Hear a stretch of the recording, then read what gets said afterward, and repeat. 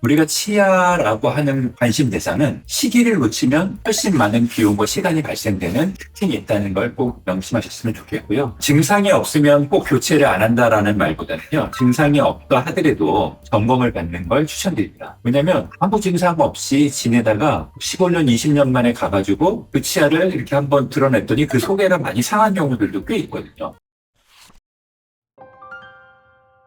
안녕하세요. 운전치과의사 오원장입니다. 어렸을 때나 혹은 성인이 된 이후에라도요, 우리 치과적인 문제로 인해서 충치 치료 혹은 보철 치료를 받은 경험들이 다들 한 번씩은 있으실 텐데요. 치료를 받은 이런 치과 보철물도 수명이 있다는 걸 알고 계시는지 모르겠습니다. 이 한마디로 얘기하면 언젠가는 교체해줘야 될 수 있다, 이렇게 말씀드릴 수 있는데요. 과연 그렇다 그러면 그 교체는 언제 하는 게 좋을지, 보철물의 수명은 얼마나 되는지, 이런 얘기들을 오늘 좀 나눠보면 좋겠습니다. 이 영상을 끝까지 보시면 내 입안에 있는 금리 혹은 내가 치료받았던 크라운드 교체해야 되는지 말아야 되는지, 이런 것들에 대한 자세한 내용을 알게 될 수 있습니다. 자, 한번 말씀드려 볼게요. 교체 시기를 말씀드리기 전에 보철물에 대해서 제가 설명을 좀 드려보도록 할게요. 치과 보철물이라는 것은 치아가 손상됐을 때 이것을 회복시켜주는 수복물을 말하는데요. 이가 깨졌으면 이를 갈아내고 씌워주게 되는 그런 수복물들을 우리가 다 보철물이라고 합니다. 근데 이런 보철들은 치아에 부착할 때 접착제를 이용해서 부착을 합니다. 치과용 접착제를 이용해서 이걸 부착하게 되는데요. 이 접착제들이 수년 이상 시간이 지나면 이게 일정 부분 녹아서 사라지게 됩니다. 그렇기 때문에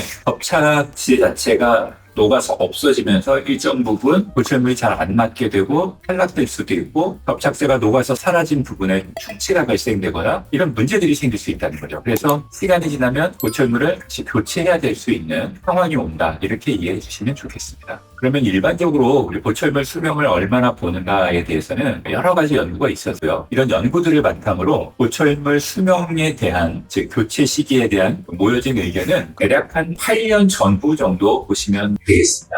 그래서 일반적으로 레진 필링이나 인레이 같은 경우들은 짧게는 5년에서 한 8년, 크라운 같은 치료들은 한 7, 8년 정도 이렇게 보철물 교체 시기가 올 수 있다, 이렇게 보시면 좋고요. 그럼 꼭 이 시기가 되면 교체해야 되는가? 꼭 그런 건 아니고요. 그 이상의 기간도 사용할 수 있고요. 그 기간도 못 사용하는 경우들도 있어서 이건 평균적인 기간이라고 이해해 주시면 좋겠습니다. 그러면은 어쨌든 정해진 교체 시기가 있는 거는 아니라는 말씀이죠. 네, 치료를 받고 나서 크라운 치료를 받았는데 환자분께서는 크라운 치료를 받으셨으니까 이제부터 10년 뒤에 꼭 교체하셔야 됩니다, 이런 건 아니라는 얘기죠.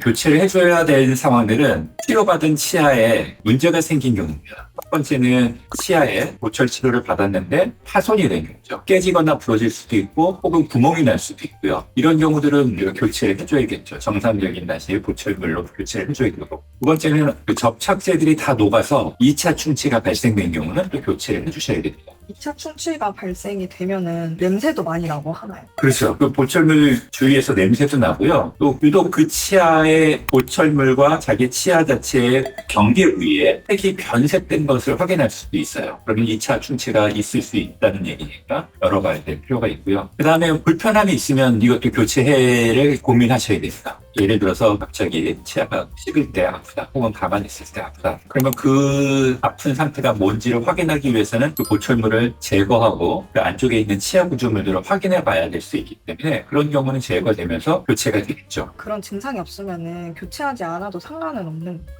증상이 없으면 꼭 교체를 안 한다라는 말보다는요. 증상이 없다 하더라도 한번 점검을 받는 걸 추천드립니다. 왜냐하면 아무 증상 없이 지내다가 15년, 20년 만에 가가지고 그 치아를 이렇게 한번 드러냈더니 그 속에가 많이 상한 경우들도 꽤 있거든요. 그래서 보철물 안쪽은 육안으로 혹은 방사선 사진상에서 관찰이 되지가 않습니다. 오랜 시간이 지났다 그러면 교체를 한번 고민해 보시는 것도 좋고, 근데 정말 관리가 잘 되고 또 깨끗하게 유지가 되고 있다고 하면 20년, 25년 이렇게도 멀쩡하게 쓰시는 분들도 있습니다. 치과 정기 점검은 사실 1년에 한 번씩 가시는 게 제일 좋겠죠. 1년에 한 번씩 가서 스케일링도 받고 잇몸 상태나 다른 치아들의 건강 상태도 체크하시면서 예전에 치료받았던 보철물의 상태들도 같이 체크받으면 좋겠다라는 말씀을 제가 드리고, 보철물의 수명이 우리가 최소한 5년에서 8년 이상을 보는 거니까 아무리 못해도 5년에 한 번 정도는 치과에 방문하셔서 내가 하고 있는 보철물들의 상태가 괜찮은지를 점검받는 습관을 가지시면 좋다는 말씀입니다. 말씀입니다. 어금니가 많이 상해서 어금니 쪽에 금으로 골드 크라운 치료를 받았다고 가정을 해보면요. 이 치아를 받고 나서 예를 들어서 10년, 15년간 잘 사용을 하시면서 특별한 문제가 없이 사용하셨다고 하시면서 갑자기 문제가 생겨서 치과에 방문하셔서 그거를 이제 교체하려고 딱 열었더니 그 치아가 많이 손상된 경우들도 있거든요. 그러면 다시 크라운 치료를 받으면 괜찮은데 그 정도를 더 넘어서서 이를 뽑아야 되는 상황이 오거나 혹은 신경 치료를 하고 문제가 더 커질 수도 있는 상황까지 올 수 있으니까 이렇게 됐을 때는 사실은 비용이 더 많이 발생될 수 있겠죠. 근데 이 치아를 예를 들어서 5년이나 3년에 한 번씩이라도 최소한 치과에 방문하셔서 정기 점검을 받고 특별한 문제가 없다 그러면 그냥 그대로 지내시면 되는데 한 5년 정도 지나서 약간의 2차 충치로 의심되는 부분이 발생돼서 교체한다고 했을 때에는 크라운 교체하는 비용만 발생이 되겠죠. 그리고 또 그 이후에는 관리를 잘 하시면 또 굉장히 오랜 기간 잘 사용할 수 있을 거라는 말씀입니다.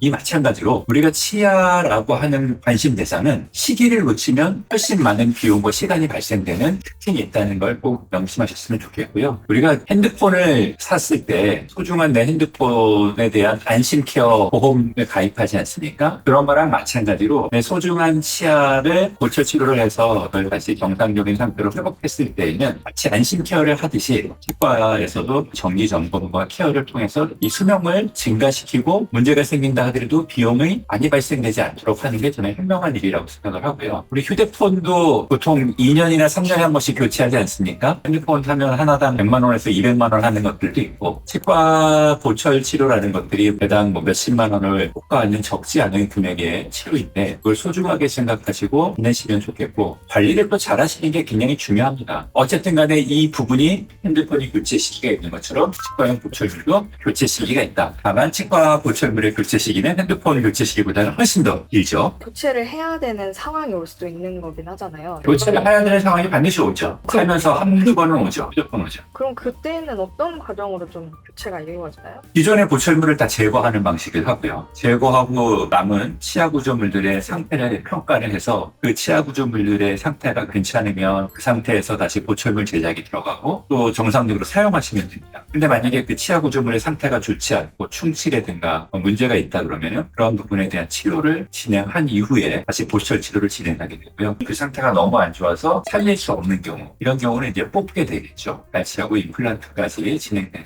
를 생각해 볼 수 있습니다. 이 영상을 보고 계시는 분들 중에 정말 기억이 안 날 정도로 오래전에 보철 치료를 받으신 분들도 계실 수 있습니다. 나 이거 진짜 10년도 넘고 15년도 넘었는데 치과 가서 이거 다 교체해야 된다고 하니까 엄청 부담도 되고 걱정도 되실 수 있는데요. 일단 치과에 방문하셨다 그래서 다 교체하는 건 아닙니다. 상태가 괜찮은 것들은 다 남겨둘 거고요. 상태가 안 좋은 분들만 선택적으로 재치료를 받게 되겠죠. 그 과정 자체가 처음 치료를 받았던 것보다 훨씬 더 힘들고 어려운 과정은 아니고 처음 치료를 받았던 거랑 동일한 과정입니다. 그래서 보철물을 다만 제거하는 과정이 추가된다. 이렇게 진행되기 때문에 너무 그렇게 아프거나 심각한 과정을 가지면서 진행되는 건 아니니까 너무 걱정하실 필요는 없습니다. 치과 보철물을 갖고 계신 분들이 수명을 증가시키기 위해서 가지셔야 되는 몇 가지 꿀팁을 제가 설명드리도록 하겠습니다. 첫 번째는 보철물을 소중하게 생각하시는 거죠. 우리 핸드폰 처음 사면 애지중지 하다가 한 2년 지나면 막 던지고 다니고 막 그러잖아요. 떨어뜨려도 아무 상관도 안 하고. 그런 것처럼 그렇게 치아를 사용하시면 안 좋습니다. 핸드폰에도 케이스를 씌워 사용하는 것처럼 우리가 치아에 케이스를 씌워 쓸 수는 없지만 그만큼